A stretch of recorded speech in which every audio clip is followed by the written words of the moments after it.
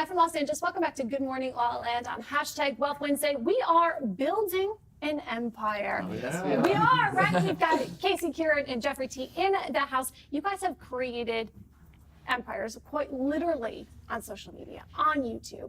What's been the secret to your success? Yeah, I mean, I'll start it off. I would say just regarding social media, you said building an empire, and it's been a good 2-3 years. We are young. I'm 18. He's turning 19 tomorrow, and he's 19 as well. So I would say we've had our good 2, 3, 4 years. He's had over 5 to 10 years doing his entrepreneur business in a sense. But I would say to kind of keep it simple is just, for me, it's always been just the consistency, meaning just you always see people on social media or see people that are maybe whether doing better than you, and it's like, I think it's always about just knowing yourself and following your passions and kind of don't caring what other people think about you, but having the core intent of being authentic and just helping out others and really understanding what your why is at the end of the day. Oh, key. I love that. So just want to make sure, it's Kieran also, right? Yes. Is that how you're pronouncing it? So how do you guys work together, and how did this relationship Yeah, all come together? so we're big car enthusiasts. We're huge into cars, and right around the time that one of his videos went really viral on YouTube, we actually met at a car show and we became friends and eventually business partners. We've done a whole bunch of stuff together. I couldn't even list the amount of things that we've done business-wise together. And then Casey, we've been friends with him for a long time as well.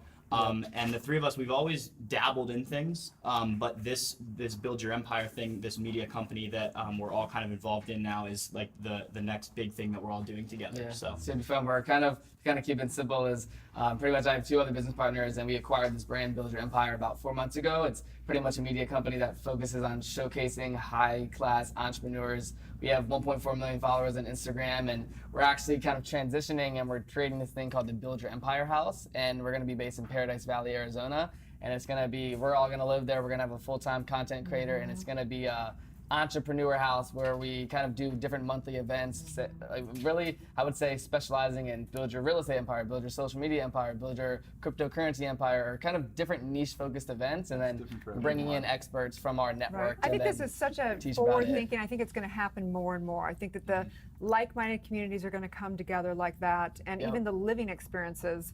I think that the laptop lifestyle, and I think we're going to see so many incredible things. You guys are like the pioneers of all this stuff. Entrepreneurship is the new cool thing. So for somebody watching out there, how would you define entrepreneurship? Well, I think it's doing something you're passionate about and just going out there, not really worrying about the money to start. I think that's important. When starting a business, people always look at like, what's going to make me the most money? Or they go to college to study what's going to make them the most money, but just do something you're passionate about. And with me, I started my first investment business back in 10 years ago. Yeah. We were super passionate about collecting old memorabilia and collectibles. So we started collecting these things, and then we evolved it into a business when we started to flip some of these things that we purchased, sold them for a profit, built a clientele. Now 10 years later, it's rocking and rolling. And how old were you when you started this business? 9 years old, 2008.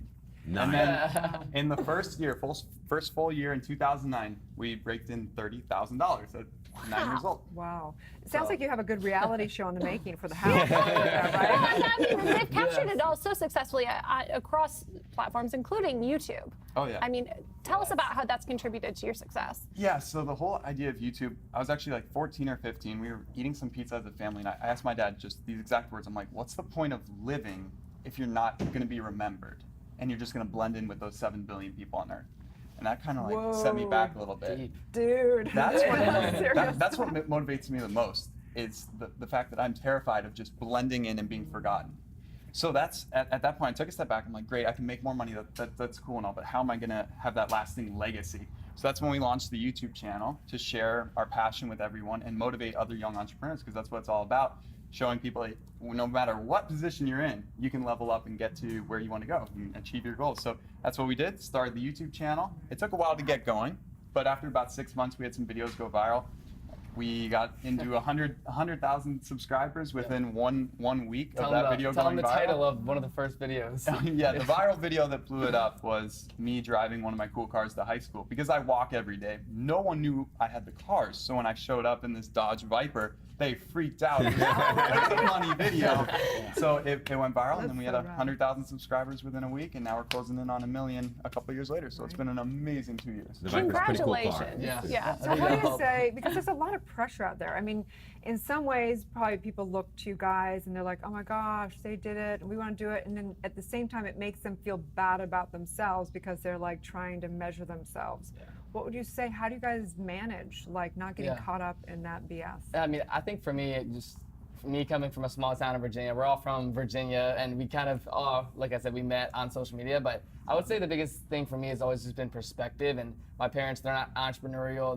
They've worked in their jobs for the last 20 years, corporate jobs. And for me, it's like seeing my two brothers sort of try college, not really like it. I just really look at it from a perspective base, and I'm like, I want to do something different, like Jeff said, that can kind of help you stand out from the crowd, that you can kind of define your own passions and successes and kind of do your own thing. And I think when it comes to the social media sort of persona of like, oh, that person's doing this, I want to do that, I think that's really all about just your mindset moving forward and understanding that whatever it is on social media, just focus on you. You know, it's like there's so much stuff that's, like you said, scrolling, where you could literally just get caught in a trap of like saying, oh, he's better than me, she's better than me. And I think if you're looking at social media like that, you should definitely take a step back and kind of rethink your process moving forward. Because when I'm on social media, I'm looking at people like, who can I connect with? Who can I really get into my network to then collaborate with? So I think it's just really understanding who you are, and then knowing that everyone has a story. And I've learned that from,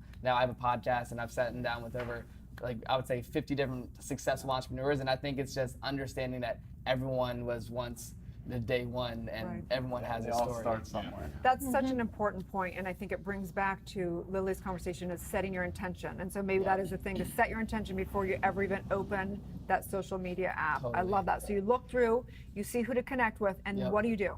Oh yeah, so for me, I'm kind of well known. They call me the king of DM slides. So that's what they call me. So for me, I started a podcast late December last year. I had an interview with Gary Vee. I don't know if you're familiar with him. So, who doesn't know Gary yeah, Vee? so I had an interview with him, and I was always watching his stuff. He's like, oh yeah, you should start a podcast. How did you get an interview with Gary Vee? Dude, Erin, he is one of the top notable Instagrammers, influencers, top motivational. So you had that first, and then you were like, okay, now I'm going to do the podcast. So he's like, okay. Yeah, so I would say, because I have like 210,000 on Instagram. I don't have millions of followers yet, besides my media company now. But when it comes to the DM, so with Gary Vee, I had a meeting set up with him in October. And how that happened was he ended up sending me a pair of his Gary Vee 001 sneakers, which were coming out in October. And his team just reached out to me. They got them. I posted them on my story. And then he's like, looks good, man. And then I was like, hey Gary, like, you've literally transformed my mindset over the last 6 to 12 months following you. I'd love to sit down with you for 5 minutes. And I think that's really knowing when you can ask something of someone on Instagram, but then also being really distinctive, saying, get straight to the point, don't waste my time. If I said, hey Gary, like, he wouldn't really respond to me, but I ended up getting an interview with him in February, go to New York City. He shouts me out, we do this podcast interview, and then from there, I literally did like 50 interviews back to back within the last 4 months. Anyone from Drama from Young and Reckless to we're talking about David Meltzer, who's partnered with Warren Moon, Hall of Fame NFL player. So just a lot of people in different industries, a lot of people in our niche of entrepreneurship, Grant Cardone, Ed Milet, Andy Frisella, all these big names in our space. And it's literally just been from the DMs, like no special hack, nothing, but having a strategy that kind of goes hand in hand with it is like knowing what to say, how to say it, and don't waste their time at the end of the day. Cool. What's been the greatest hurdle in ramping up your business?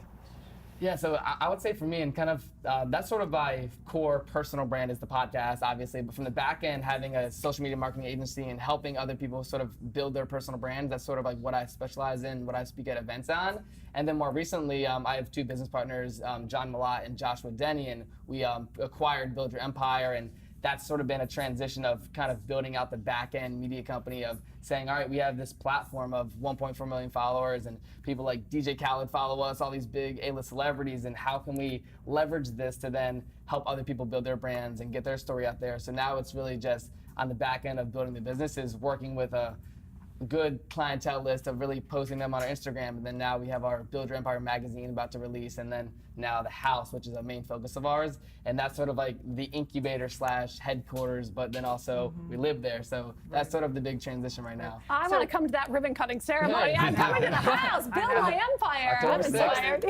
We're running out of of time, but I have one last question for you. So I believe truly that the solo entrepreneur is pretty much history, that you have to collaborate in, so how would you recommend for people to find and reach out and find kind of their teammates, their collabs? Totally. So I would say it's definitely with collaboration, like you just said, it's like, why compete when you can collaborate? That's what I live by, right? So I would say with collaboration, like you're gonna meet, and this is something I've learned over the last like 2-3 years, like you're gonna meet thousands of people on social media. Maybe you DM this dude, but you never met him before. But I think it's really about getting deep with people and really just taking that online relationship offline. I think that's like the core of my existence on social media is like, yes, you can DM someone or get in touch with them, but like how can I take that and get on an hour-and-a-half podcast? Because you don't really know someone unless you have a conversation with them, right? So that's sort of my philosophy of building relationships on social media. Of a podcast or a show is that you get to have those relationships. And, Totally. And everyone wants to help in entrepreneurship, and that's what's so amazing. The community is always pushing people to level up, and